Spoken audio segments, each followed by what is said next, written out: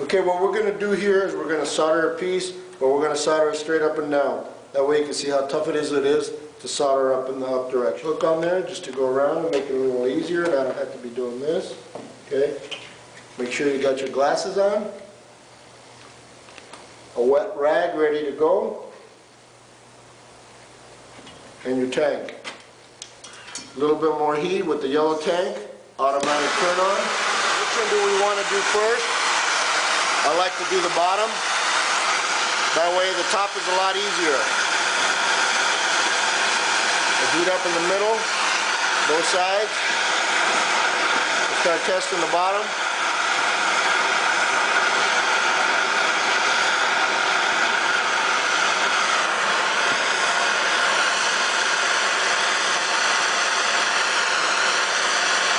After that, I'll put some flex on there, clean the pipe.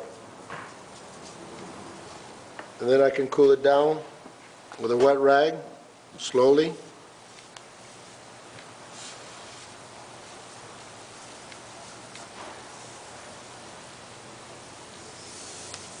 You don't want to cool it directly, okay? Otherwise you're going to get cracks on the solder.